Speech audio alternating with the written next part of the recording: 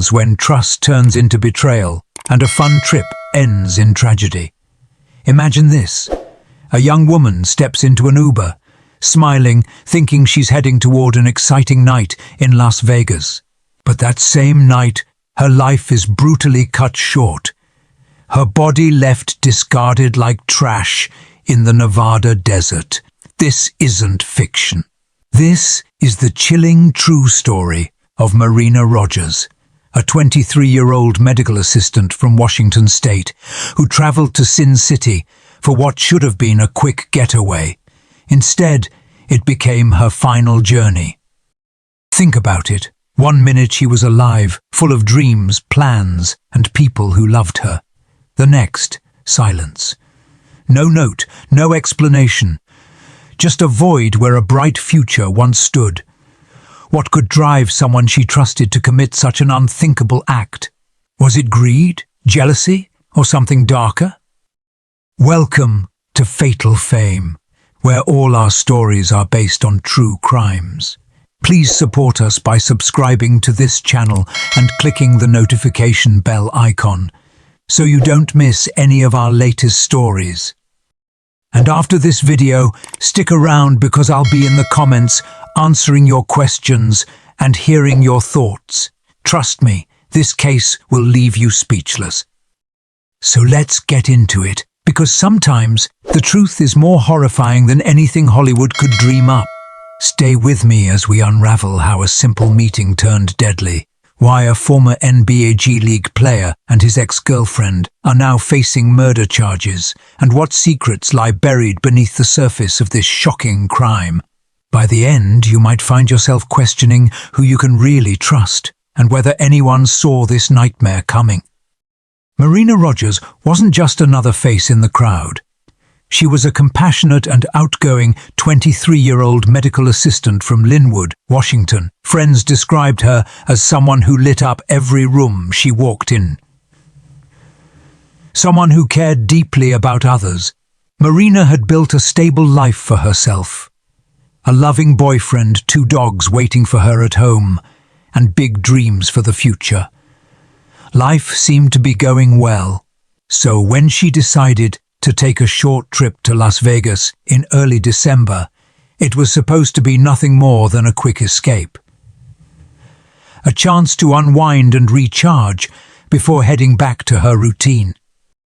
But here's the thing, this wasn't just any trip.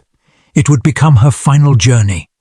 And what started as an ordinary evening quickly spiraled into something unimaginable.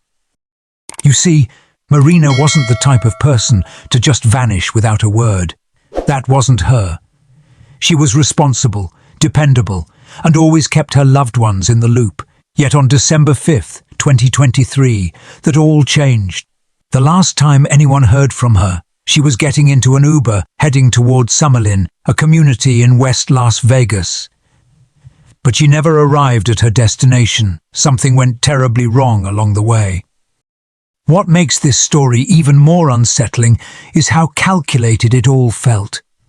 Marina had been sharing her location with family and friends through her phone, but then, around 3:00 a.m., on December 6th, her last known location pinged near Restless River Street, a place she never intended to be. Why was she there? What happened during that Uber ride? These questions haunted investigators and her loved ones alike. Little did Marina know, the people she trusted most weren't who they seemed to be. Someone close to her, someone she believed was a friend, had sinister plans. Plans so dark, so twisted, that they would lead to her brutal death in the Nevada desert. And now, as we piece together the moments leading up to that fateful night, one thing becomes clear. This wasn't random. This wasn't a spur of the moment decision. No, this was premeditated, calculated, cold. Stay with me, because what comes next will leave you questioning everything you thought you knew about trust, betrayal, and the lengths some people will go to silence those they see as threats. On December 5th, 2023, Marina Rogers' life took a dark and irreversible turn. That evening, she got into an Uber in Las Vegas, heading towards Summerlin, a place she never intended to go. It all started innocently enough. Earlier that day, Marina had met up with Zachary Harden, someone she considered a friend. They were supposed to hang out, maybe grab some drinks, or just enjoy each other's company. But what seemed like a normal meetup quickly spiraled into something sinister. At around 3:00 a.m.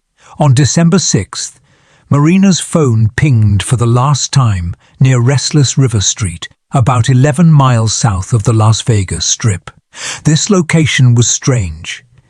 It wasn't part of her plan, it wasn't familiar to her, and it certainly wasn't safe. Something happened during that Uber ride, but what? Who was with her, and why did her journey end there? By morning, Marina's family and friends knew something was terribly wrong. She hadn't called, texted, or reached out at all. For someone as dependable and connected as Marina, this silence was deafening. Her boyfriend and close friends grew frantic.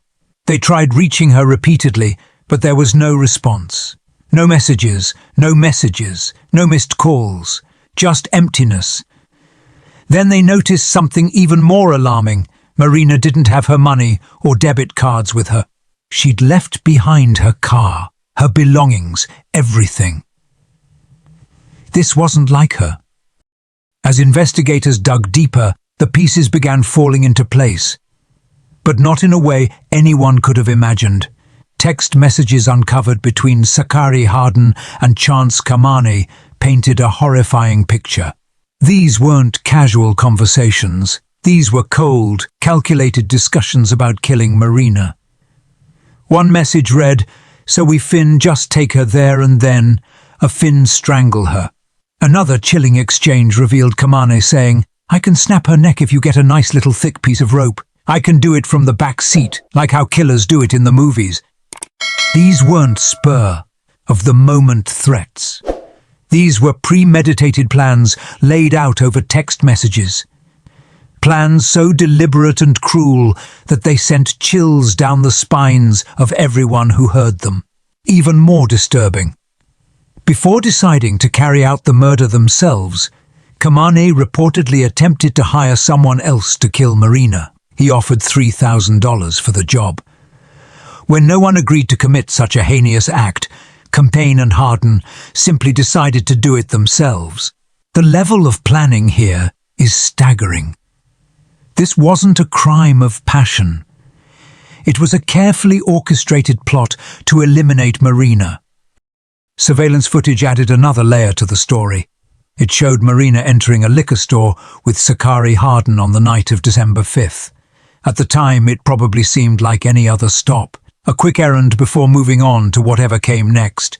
But now, looking back, that moment feels haunting. It's the last time Marina was seen alive on camera. A simple trip to buy supplies became the final documented moments of her life. What must have been going through her mind as she walked into that store? Was she laughing, chatting casually with Zachary, completely unaware that danger was lurking so close? The emotional toll of this case extends far beyond Marina herself. Her family described her as compassionate, outgoing, and full of life. She cared deeply for others, always putting people first. Friends said she lit up every room she entered. To lose someone like that, to have her ripped away so violently, is devastating. Imagine the pain her loved ones felt when they realized she wasn't coming home. Imagine the questions that raced through their minds. Why would anyone want to hurt her? What could she possibly have done to deserve this? Marina's death wasn't just a loss for her immediate circle. It was a blow to everyone who knew her. Everyone who crossed paths with her. Her absence left a void that will never fully heal. And while the investigation uncovered shocking details about what happened to her, those answers don't erase the heartbreak. If anything, they make it worse, because now we know exactly how senseless, how brutal, and how avoidable her death truly was. Stay with me because the story doesn't end here. There's more to uncover, More twists, more betrayals, and more questions about how something like this could happen. I'll be in the comments answering your thoughts and hearing your thoughts and hearing your reactions. Let me know what stands out to you so far. Did anything surprise you? Does this case hit differently, knowing the level of premeditation involved? Stick around. We're just getting started. As investigators dug deeper into Marina's disappearance, the pieces of the puzzle began to fall into place. But what they uncovered was far darker than anyone could have imagined. Detectives didn't just stumble upon the truth. They pieced it together meticulously, uncovering chilling details that painted a horrifying picture. Telegram messages between Sakari Hardin and Chance Kamain became the smoking gun in this case. These weren't casual conversations. They were explicit plans to kill Marina. One message read, "So we fine just take her there and then. A Finn strangle her." Another revealed Kamane offering $3,000 to hire someone to commit the murder. When no one agreed to do it, they decided to carry out the act themselves. This wasn't a crime of passion or impulse. It was cold, calculated, and premeditated. But how did law enforcement connect the dots? It started with inconsistencies in Sakari's statements. She claimed to know little about Marina's disappearance, but surveillance footage told a different story. The video showed Sakari and Marina entering a liquor store together on the night of December 5th, their final moments captured on camera. Investigators also discovered that Sakari had been in contact with Chance Kamain the same time, her ex-boyfriend around the same time. Their connection raised red flags, especially when paired with Marina's suspicious disappearance. Text messages revealed not only their intent to harm Marina, but also their coordination leading up to the crime. Every clue pointed directly at them. Now, let's talk about the suspects themselves, because understanding who they are sheds light on why this happened. First, there's Sakari Hardin, Marina's so-called friend. On the surface, she seemed like someone Marina trusted, but beneath that facade lay jealousy, betrayal, and rage. According to reports, Sakari felt deeply betrayed by rumors Marina had spread about her boyfriend being arrested for a double murder in California. What made matters worse was that Sakari herself had snitched on her own boyfriend, which led to his arrest. To her, Marina airing this sensitive information felt like a personal attack. Did this sense of betrayal push her toward violence? Or was it something more sinister? A desire for revenge over trivial disputes, like a Rolex watch Marina allegedly coveted.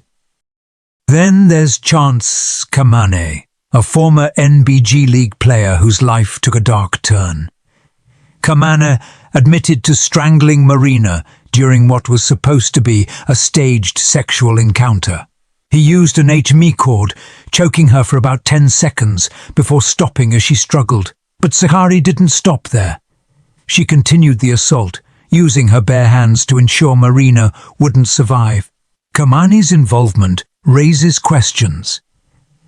Why would a professional athlete with dreams of making it big resort to such brutality? Was he coerced by Sakari, or did he willingly participate out of loyalty to his ex-girlfriend? Whatever the reason, his actions speak volumes about the mindset of someone capable of taking another human life. The breakthrough moment came when investigators finally located Marina's body. Her remains were found in a remote desert area near Henderson, Nevada, covered with rocks, an attempt to conceal the evidence of their crime. This discovery confirmed everyone's worst fears. Marina hadn't simply disappeared. She had been murdered. The location where her body was dumped is haunting, a desolate stretch of land that now serves as a grim reminder of the violence inflicted upon her. It's hard to imagine the callousness required to leave someone in such a way, treating them as if they were disposable. For Marina's family, the confirmation brought both relief and devastation. They finally had answers, but those answers came at a heartbreaking cost. What's even more unsettling is the level of planning involved. Before meeting Marina, Kamain posed as a client interested in sex work, luring her under false pretenses. In text messages, He offered $1,000 for an hour-long session, adding, possibly longer depending on how the vibes go. Marina, unaware of the deadly trap set for her, walked right into it. That meeting, intended for one thing entirely, became the last moments of her life. And once investigators connected the timeline, the motive, and the suspects, the case against Sakari Hardin and Chance Kamane grew stronger by the day. Stay with me here because this story isn't just about two people accused of murder. It's about trust shattered, lives destroyed, and the ripple effects of violence. I'll be in the comments responding to your thoughts and answering any questions you might have. Did anything stand out to you about the investigation? Do you think justice will truly be served in this case? Let me know. I'd love to hear from you. The legal proceedings in this case were as intense and complex as the crime itself. Both Sakari Hardin and Chance Kamane faced a slew of charges that reflected the gravity of their actions. They were charged with first-degree murder, conspiracy to commit murder, and kidnapping. These charges weren't handed down lightly. They were the result of weeks of investigation, evidence collection, and confessions that painted a chilling picture of premeditation and brutality. The district attorney's office even considered seeking the death penalty, given the cold-blooded nature of the crime. But ultimately, the suspects chose to avoid that possibility by accepting plea deals. To avoid the death penalty, both Sakari Hardin and Chance Kamane accepted plea agreements. Under these deals, they received lengthy prison sentences. While the exact terms of their sentences may vary, one thing is clear: they will spend a significant portion of their lives behind bars for what they did to Marina Rogers. For Sakari, this means accountability for not only her role in the murder, but also for stealing Marina's debit cards and attempting to cover up the crime. For Kamane, it means owning up to his confession, that he strangled Marina with an ADMI cord during what was supposed to be a staged sexual encounter. Their decisions to plead guilty may have spared them the ultimate punishment, but it didn't erase the pain they caused or the lives they shattered. But here's the question we're all left asking: was justice truly served? For Marina's family, the sentencing might bring some measure of closure. Knowing that those responsible for her death are locked away can provide a sense of accountability. But let's be honest, no prison sentence can bring Marina back. No verdict can undo the trauma inflicted on her loved ones. Her family described her as compassionate, outgoing, and full of life. A bright light extinguished far too soon. And while the legal system attempts to hold people accountable, it can't heal the wounds left behind. Justice, in this case, feels incomplete because no punishment can ever match the loss of someone so deeply loved. That said, there's something to be said about the importance of accountability. Sakari Hardin and Chance Kamane made choices that led to Marina's death. By pleading guilty, they acknowledged their roles in this tragedy. And while it doesn't change the outcome, it does reinforce the idea that actions have consequences. Still, for Marina's family and friends, the pain remains.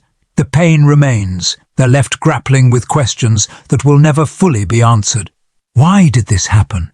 Could it have been prevented?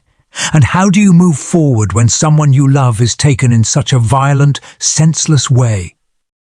I'll be in the comments answering your thoughts and hearing your reactions. Do you think the sentences handed down were fair? Does this case make you question how justice is served in situations like this? Let me know. I'd love to hear from you.